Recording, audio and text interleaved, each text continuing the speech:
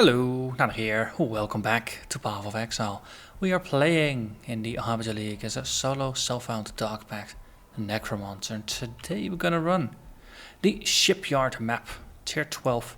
If the Vaal orb is willing, we will be cursed with elemental weakness. Monsters will move, attack and cast faster. They'll poison on hit, and on top, slaying enemies close together can attract monsters from beyond. Let's see. Why do we get to keep this? It's unidentified, so that means we do get to keep all of these lovely modifiers.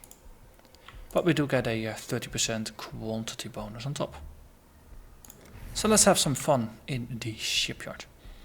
The boss for the Shipyard is going to be a pack of Brine Rot monsters or warbands. I believe it might even have been the leaders. The stone and lumber sleeps. The captains are long dead. Only the sea knows their end. So yeah, elevators we get 123% quantity, which is rather lovely. So many opportunities for maps to drop for us.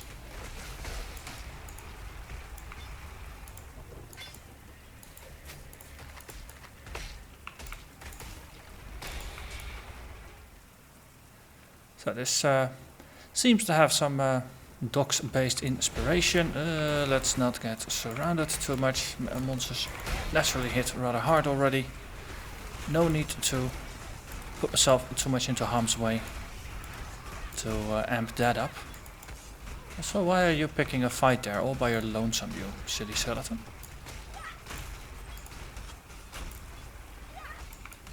Some minor demons have shown their faces. Larger demons are, of course, always waiting just around the corner. So let's have a bit of a look to see what the general shape is going to be of the map. If this is going to be, like some of the docks-like maps that is more on a linear layout, then it would be nice to identify those edges so we don't have to backtrack. I think it was the port or the pier that was rather linear. Suiciders, that's not useful.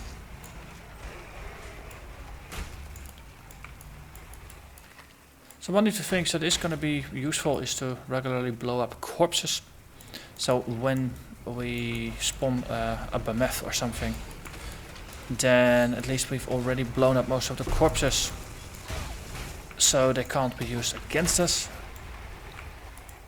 In the actual fights, not that necessarily to always do it, but after leaving a fight, just blowing up most of the corpses means that when I'm backtracking I won't get hit, or no, when I'm retreating from a fight or repositioning, then I'll have a bit of a safe spot to retreat back to. That might not always be required, but those situations where you think of it and where it comes into play, it might help. Ooh. 7 lucky connections gets you 20 jeweler's orbs. That is nice. Also, to top it all off, consuming as many corpses as possible. It is good for my cast rate, and therefore for my base DPS output. Okay. Yeah, we could blow them up in my face. Hey, distraction totem, please do your work. Wonderful. Freezing shrine. Yep, sure. So just to double check, because it's possible that the map extends into this direction, or that it's going to extend to the top, or even worse, that it's going to be more or less squarish, in which case it will extend into both.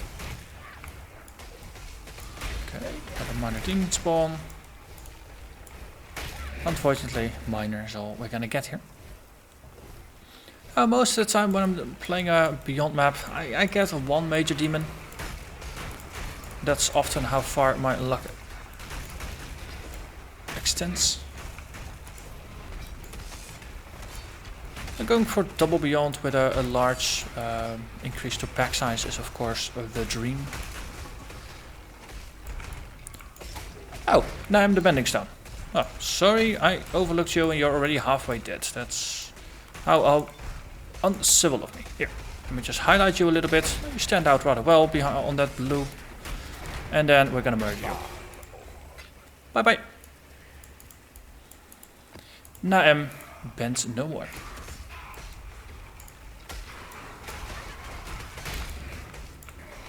Right, onwards to the next demon.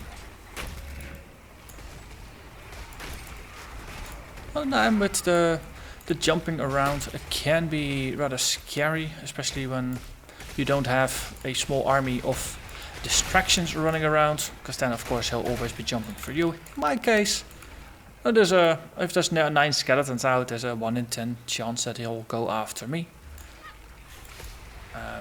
Distraction totem definitely makes those chances even smaller. So I can just generally, I'll be left to my own devices and I can just do whatever the heck I want, which is nice. As a caster, you don't really want to think if you don't have to. Let's see. I think I might shuffle some space around to pick up the jacket and then we make a small town stop here. Oh, there's a Brine Rod here. I think this might be the boss fight. A Storm Hand. Wonderful. Then we have Sasura, Siren of Pondium. Pondium, that's isn't that related to Whalem Rottooth? Or the Rottooths? Their hideouts?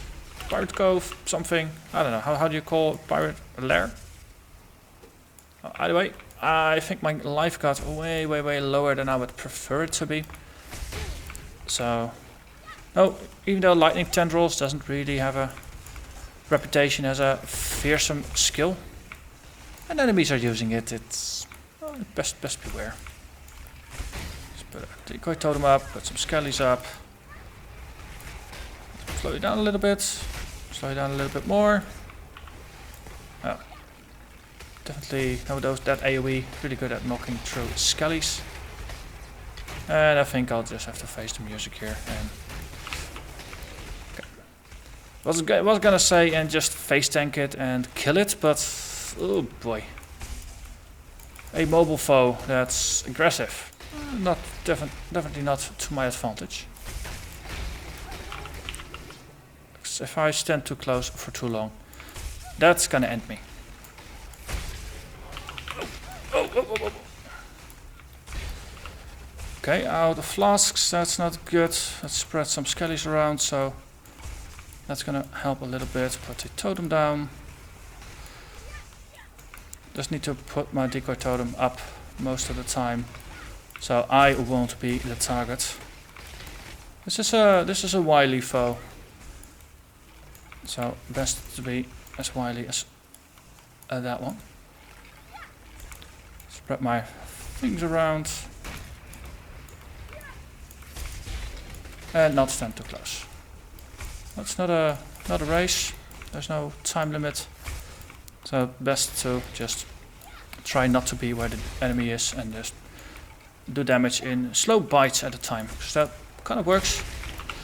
Definitely getting hunted here. Definitely getting hunted very hard here.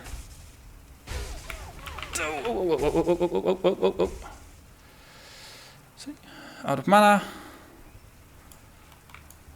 I think we're gonna head back to the rest of the map for a little bit. Can you hit me? Yeah. Thank you.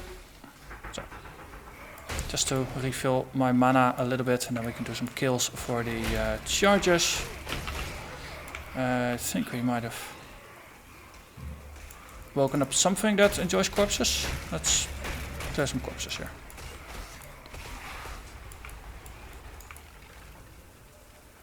Oh, that was just a happenstance.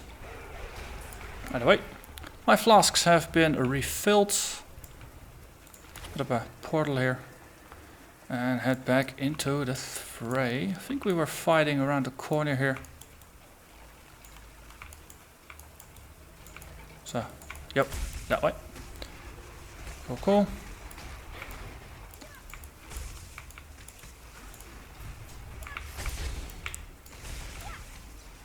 Okay.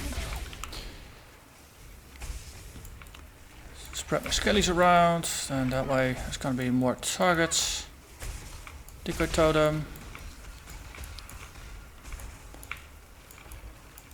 I've got some measure of mobility, definitely helps me here, because this foe apparently has a version of lightning warp that doesn't have the delay built in, or just working around it. There's a Harbinger up there that is not good for me.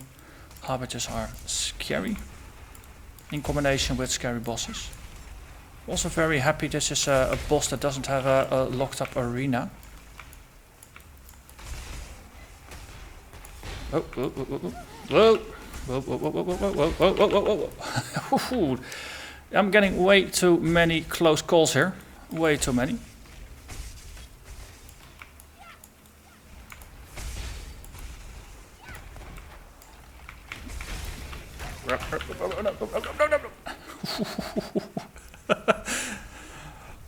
Make the hurting stop.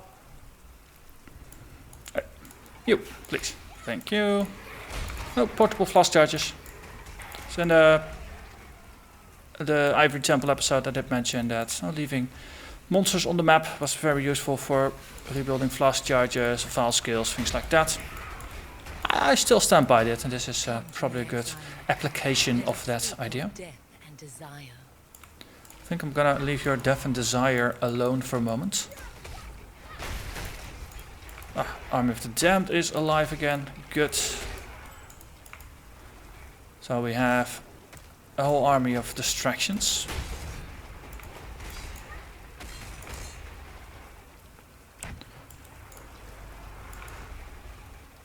This boss is a pretty good counter to me, I would say. Since normally... Oh, I can get away with distracting my enemy. No, by just throwing lots and lots and lots of minions against it. Okay, just a Vaal detonate that. Oh. I was gonna say a Vaal discipline, I mean, but no, that didn't really help for getting my tank on. Getting close, so I shouldn't get greedy.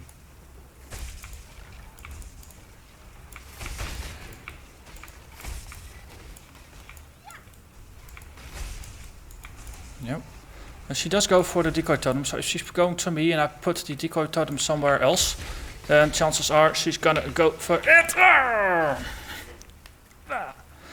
So close. Oh, that was a misclick. Should have gone back to the hideout. So close. Yep, still so far.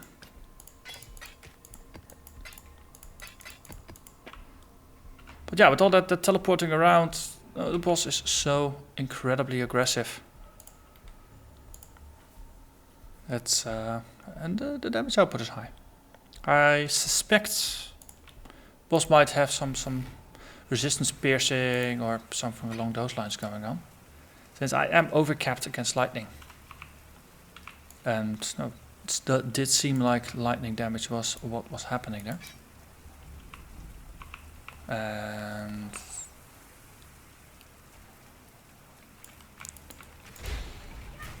okay, we died somewhere in the corner down there.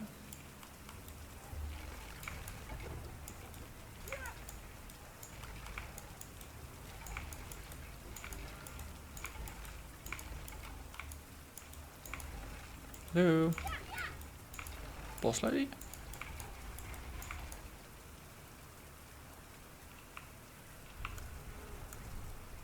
Or boss lady?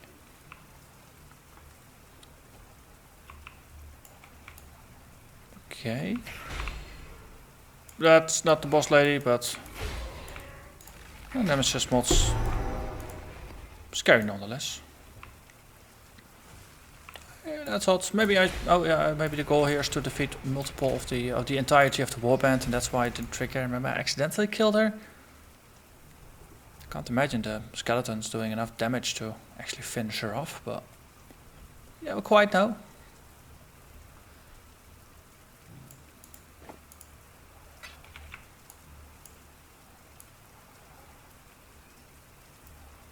Yeah, it was odd. So, Shipyard. Shipyard. No, hasn't been completed yet, and this is a corrupted rare map, so... Looking for boss. It's gonna teleport onto us at some point in the nearby future.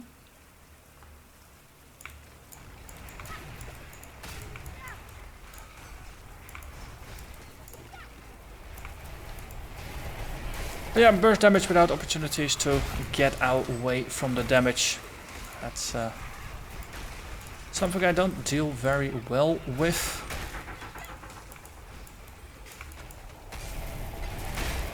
Since no, the damage of the damage recovery in this build, it's I curse the enemy with Warlord's Mark whenever I get damage for a threshold. So there's a little bit of leech going on, but it is no good old-fashioned slow leech. So against very high spike damage, that doesn't work. So I'm being forced to run and flee, and on the move I'm at my weakest. Especially when the few skeletons I managed to summon get mowed down more or less instantly.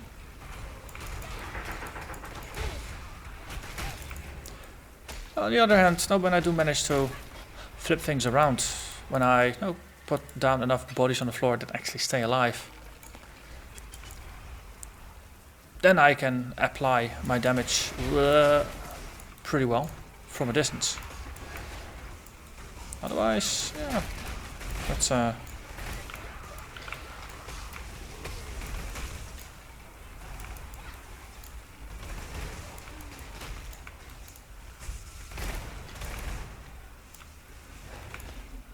you, yeah, there you go. BMF, Shifting Darkness. Yeah, I think I mentioned them already. That's the reason I'm blowing up corpses.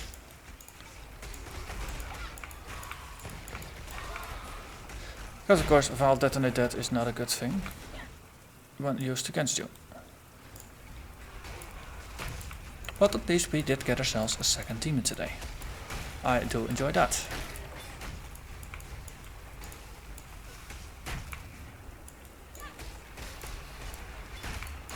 Okay, now that we have established a little bit of a clear space, we can simply push in.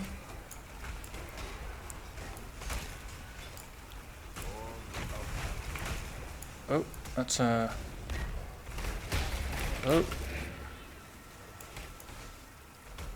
One of the downside of being forgetful and using the and having unidentified maps is of course that you can't quickly have a peek at. Oh, there's the boss. Wonderful. So we get a boss and we get BMF. Oh, does keep it interesting, I would say.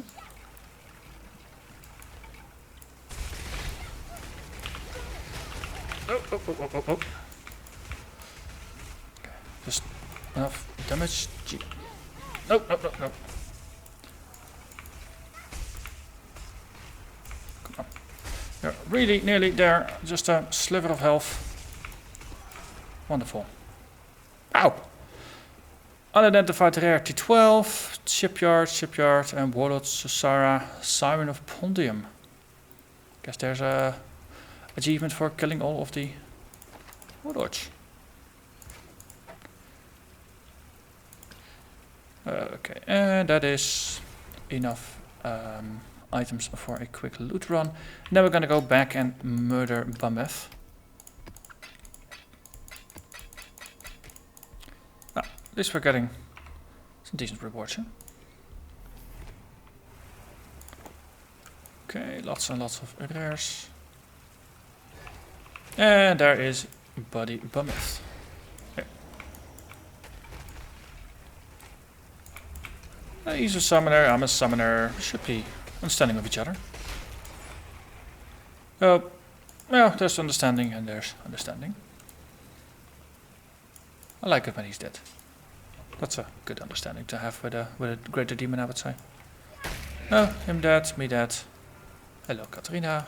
Sorry for ignoring you for so long, but I had slightly more pressing matters to attend to. And while looking at those last couple of miscreants, might as well do that when looking for your corpses. Yeah. And of course picking up all of the loot here.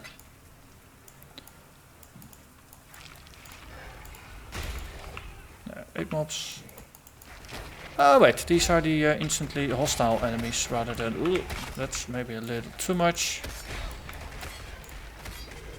Wonderful. And then they become friendly. And we can bring them back. Cool. No, but... yeah, it was one of those foes that...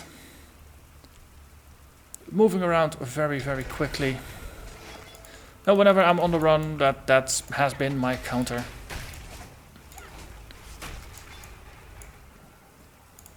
And I'll have to put some thought in to see if I could have done something differently, or whether I just have to accept that this is the just a very good counter to a build like this. Because I do have some setup time. No, this is not a one button equals winning kind of build. Now you do have the skeletons, and then you have the Dark Pact. And you want a couple of skeletons, and then you want a Dark Pact, and ideally, especially against bosses, a little bit of channeling of the wither, adding some curses on top to reduce the boss damage output. It does help a little bit. And then you just layer Dark Pact on top. If the enemy is moving around a lot, it's difficult to hit them if they keep killing the skeletons, and of course it's difficult to project the Dark Pact at range. So if the skeletons get murdered all the time, all I'm left with is effectively a self-cast, which doesn't combine very well with standing toe-to-toe with enemies that are doing more damage than I am, since they do have a larger health pool than I have. It's a tier 12 map. I think before 3.0, so back in 2.6, around this level, bosses had 1 million to like 1.2 million, something along those lines. I suspect that with the boss health bump, it's probably 2 or 3 million now, because it does need to ramp up to like the 9 million or so health that the Guardians have at tier 16. So yeah, they have a larger health pool, so even with equal DPS, it's more difficult. And I suspect their DPS is going to be lower than even the tooltip DPS. But then again, my life is much smaller than boss DPS. So yeah, you can't out muscle some of these, and then you need to be dodgy as hell. But with that, I'm gonna thank you very much for watching, and hope to see you again next time. Bye bye.